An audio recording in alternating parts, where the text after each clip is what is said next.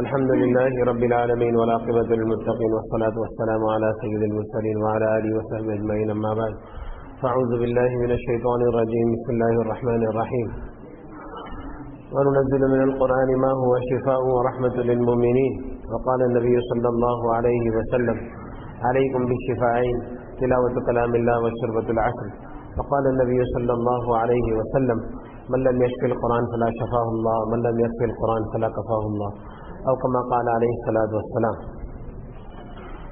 بھائی دیکھو، عام طور پہ ہمارے ذہن میں ایک بات یہ ہے کہ اس دور میں جادو، جنات، حسد، نظر یہ سب بہت عام ہے،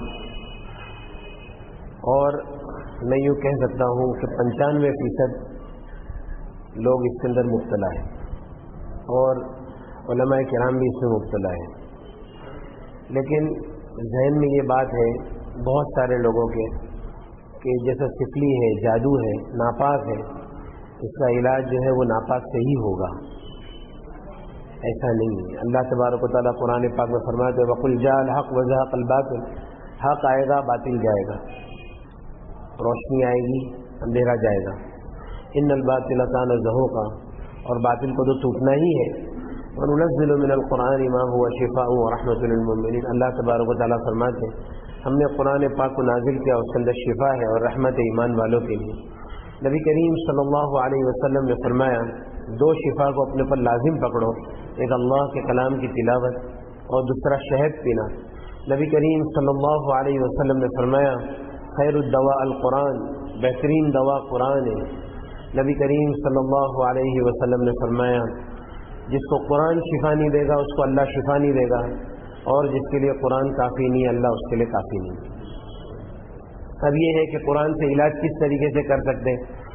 اصل میں ایک سی ڈی ہے ہمارے پاس، اس کے اندر آیتیں ہیں، ہر وہ آیت جس کے اندر اللہ کی بڑائی، جہنم کا ذکر، شیاطین کا ذکر اور آخرت کا ذکر، اس سے شیطانوں کو بہت تکلیف ہے، تو وہ آیتوں کو جمع کرتے ہیں تو حضرت شیخ زکریا رحمۃ اللہ علیہ کی منزل ہے، یہ 33 آیتیں ہیں۔ اسی طرح سے عرب کے علماء عاملین حضرات وہ لوگ اور بھی کچھ جادو کی آیتیں اس کے اندر ملاتے ہیں، نظر کی آیتیں ملاتے ہیں۔ تو جب وہ آیتیں سنتے ہیں تو آیت سننے سے اگر واقعی میں کچھ ہے، کوئی آدمی کے اوپر کوئی جادو ہے، حسد ہے، نظر ہے، تو وہ سننے سے بدن کے اوپر کیفیت ظاہر ہوتی ہے، جس سے سر میں درد ہوگا، گردن میں درد ہوگا، کمر میں درد ہوگا، اور جادو جس جگہ پر بدن کے اندر ہے وہ جگہ پہ درد بڑھتا چلا جائے گا۔ اگر کسی نے کچھ کھلایا ہے، عام طور پہ کھلانے کا معاملہ زیادہ ہوتا ہے، اگر کسی نے کچھ کھلایا ہے تو الٹی جیسا ہوگا۔ جب قرآن کی وہ آیتیں سنیں گے تو یہ سب تکلیف ہوگی۔ اب علاج یہ ہے کہ انہی آیتوں کو بار بار بار بار شفا کی نیت سے سننا ہے، مطلب اس کے پیچھے پڑ جانا ہے، سنتے ہی جانا ہے، اچھا لگے یا نہ لگے۔ جتنا ہم سنتے چلے جائیں گے اتنی ہماری تکلیف بڑھتی چلی جائے گی، لیکن تکلیف کتنی بھی بڑھ جائے اس سے پیچھے ہٹنا نہیں، آگے ہی جانا ہے انشاءاللہ۔ اور پھر اس کے بعد میں ہو سکتا ہے کہ جادو بدن سے نکلنا شروع ہوگا، یا تو بدن میں بہت کھجلی ہوگی، یا بخار چڑھ جائے گا، یا پیشاب بہت ہوگی، یا تو جلاب بہت ہوں گے، یا الٹیاں بہت ہوگی۔ ہو سکتا ہے ہمارے بہت سے لوگوں کا علاج ہو سکتا ہے ایک دن کے اندر 100 الٹی ہوتی ہے، 50 جلاب ہوتے ہیں، لیکن جتنا نکلتے جائے گا آدمی فریش ہوتے جائے گا۔ اور یہ سب کچھ ہونے کے بعد میں ہم 1 گھنٹہ 2 گھنٹہ 3 گھنٹہ لگاتار یہ آیتیں سنتے ہیں اور کچھ نہیں ہوتا ہے، سننے سے کوئی کیفیت بدن پہ نہیں آتی، تو اب سمجھ جانا چاہیے کہ الحمدللہ مکمل علاج ہو گیا۔ اب اگر کوئی یوں کہتا ہے کہ کچھ نہ کچھ تکلیف ہے تو یا تو پھر اس کا علم کمزور ہے یا پھر وہ بیوقوف بنا رہے۔ تو یہ قرآن کا ایک علاج ہے، بہت سارے علاجات ہوئے۔ اچھا کینسر جو ہے نا، کینسر عرب کے علماء فرماتے ہیں کہ کینسر جو ہے وہ صرف جادو، جنات اور نظر سے ہی ہوتا ہے۔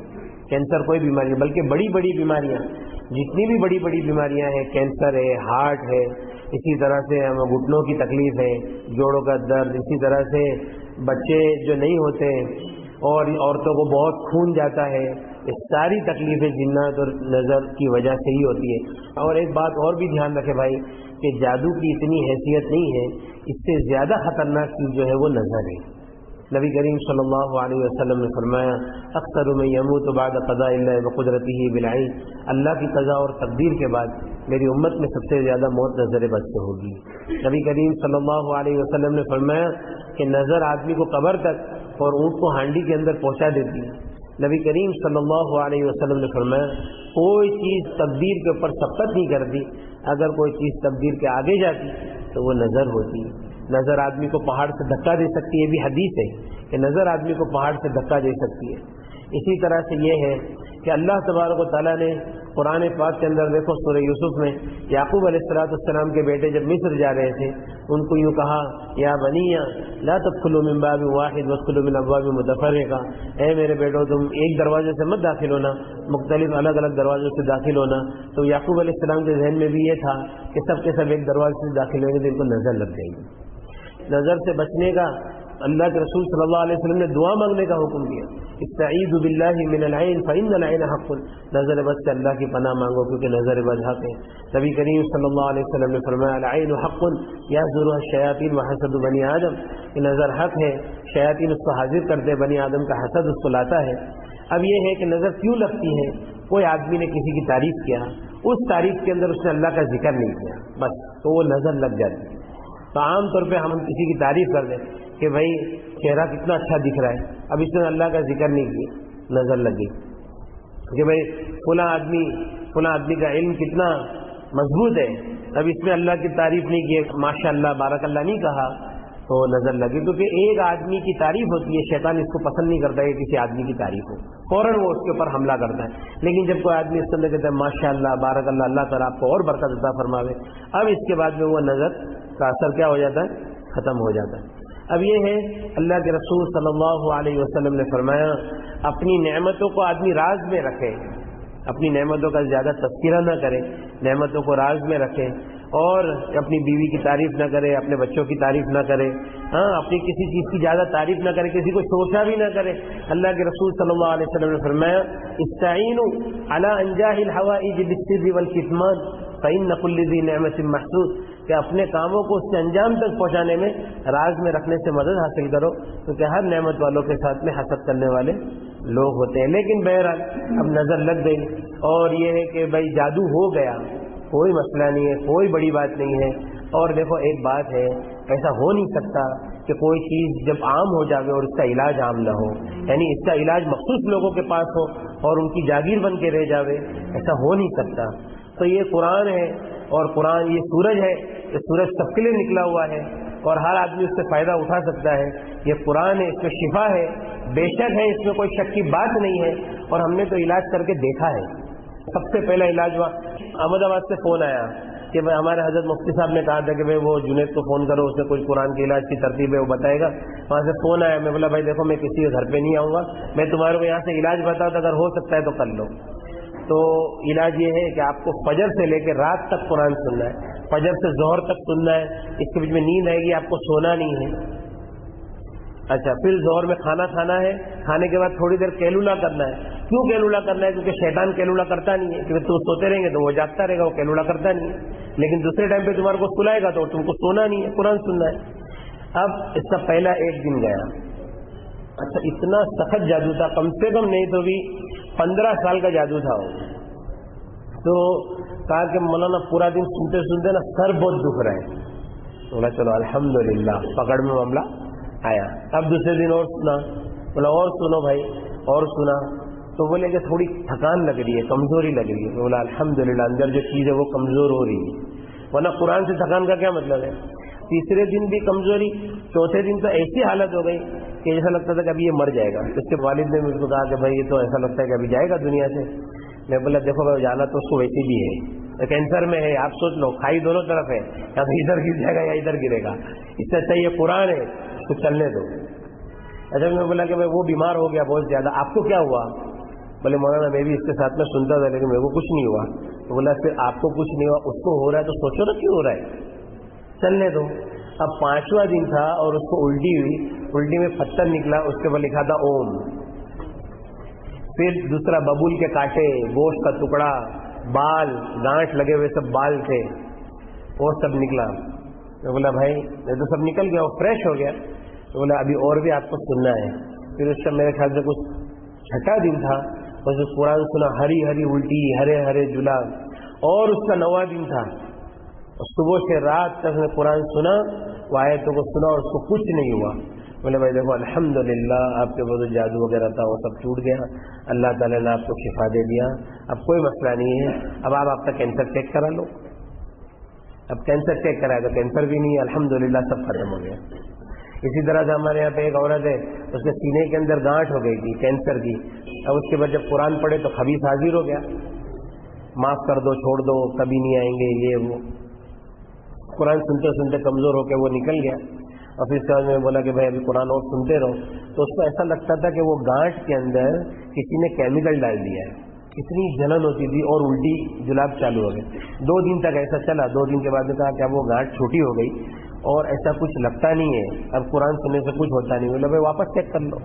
2 دن پہلے کا رپورٹ اور 2 دن کے بعد کا رپورٹ, اس کے اندر بتایا کہ کینسر ہے ہی نہیں, چربی کی گانٹھ ہے, ختم ہو گیا الحمدللہ. ہمارے سورت میں ایک صاحب تھے, تو ان کی بیوی کو خون بہت جاری رہتا تھا, اور خون کے بارے میں حدیث ہے الاستحاضۃ من الشیطان. تو ڈاکٹروں نے جب ٹیسٹ وغیرہ کیے تو کہا کہ بچے دانی کے اندر کچھ گانٹھیں ہیں, 5-6 گانٹھ ہے, تو اس کا آپریشن کرنا ہی پڑے گا, نہیں تو اس کا کوئی علاج نہیں ہے. تو انہوں نے یہ سوچا کہ چلو بمبئی میں اپنا آپریشن کریں گے. چلو بمبئی آئے تو کسی نے قرآن کے علاج کی ترتیب بتایا, میں نے بھی فون پہ تھوڑا سا ترغیب دیا, انہوں نے قرآن سننا چالو کیا. تو صبح سے سنتے سنتے رات ہو گئی. اب اس رات میں الٹی ہوئی, دوسرے دن صبح میں ایک الٹی ہوئی, اور پھر اس طرح سے بہت خون نکلا اور خون بند ہو گیا. اور پھر اس کے بعد میں جب دوسرے دن آپریشن کے لیے گئے تو آپریشن کے پہلے ایک نارمل سونوگرافی ہوتی ہے, اور سونوگرافی کے اندر دیکھا کہ بچے دانی میں تو گانٹھ ہے ہی نہیں. بولے تم کائے کے لیے آئے؟ تو بولے بھائی اس کے لیے. تو پہلے کا رپورٹ دونوں رپورٹ دیکھا, 2 دن کے اندر الحمدللہ فرق ہو گیا. تو صرف قرآن سننا ہے, کچھ کام نہیں کرنا ہے. اصل تو قرآن پڑھنا ہے, لیکن صحیح پڑھنا ہے. اگر صحیح نہ پڑھنا آئے تو پھر اس کو سننا ہے. اور یہ بات اپنے ذہن سے نکال دے کہ بھائی سفلی کا علاج سفلی سے ہوتا ہے, نہیں, بلکہ اللہ کے کلام میں ہر چیز میں شفا ہے انشاءاللہ. ٹھیک ہے بھائی. اچھا ایک آخری بات, ہمارے یہاں پہ ایک مولانا ہے, مولانا سلیم کر کے, تو ان کی زندگی میں 40-50 حاملوں کا انہوں نے علاج کیا ہوگا. تو وہ میرے پاس آئے تو بولا کہ بھائی دیکھو آپ یہ CD سنو. اب انہوں نے 5-6 گھنٹے تک سنا, وہ بولتے میرے کو تو کچھ ہوا نہیں. بولے آپ کو کچھ ہوا نہیں, آپ کے پاس کچھ ہے ہی نہیں. وہ بولے ایسا کیسا ہو سکتا ہے؟ بولا بھائی دیکھو میں تو اللہ کی قسم کھا کے بولتا ہوں کہ آپ کے پاس کوئی معاملہ نہیں. اور پھر اس کے بعد میں وہ ایک عامل کو لے کے آئی. بولے دیکھو مولانا یہ عامل بولتا ہے کہ ہے. بولا اچھا. بولا بھائی چل بتا کیسا ہے. تو اس نے نام لکھا, نام, ماں کا نام, پھر عدد سب نکالا لا کے. بولے دیکھو 3 بجا, 3 بج گیا مطلب اس پہ جادو ہے. تو بولا تو اللہ کی قسم کھا کے بول سکتا ہے کہ جادو ہے؟ بولے نہیں. بولا میں اللہ کی قسم کھا کے بولتا ہوں جادو نہیں. تو بولا ہاں ہو سکتا ہے. پھر میرے کو الگ لے کے گیا, مولانا میرے کو بھی تھوڑا بہت سکھاؤ نا یار. بولا سکھائیں گے, ناٹک مت کر زیادہ. بولے مولانا آج سے میں کچھ نہیں کروں گا, جھوٹ نہیں بولوں گا. پھر وہ اس کو بھی تسلی ہو گئی. اچھا اس کی جو بیماری تھی نا, آپ کو بیماری سنیں گے تو آپ کو ایسے ہی لگے گا کہ جادو ہے. کیا بولتا تھا کہ میں ہوٹل میں جاتا ہوں, میرے جو اسٹاف ہے اس کو دیکھ کے میرے پاؤں ایسے جام ہو جاتے ہیں, وہ گھبراہٹ ہو جاتی ہے. میرا بچہ رات کو سو جاتا ہے, میں بیوی کو بولتا ہوں اس کو اٹھا دے یار, یہ سوتا ہے نا, میرے کو بہت تکلیف ہوتی ہے, بہت رونا آتا ہے. میں بولا اچھا اچھا.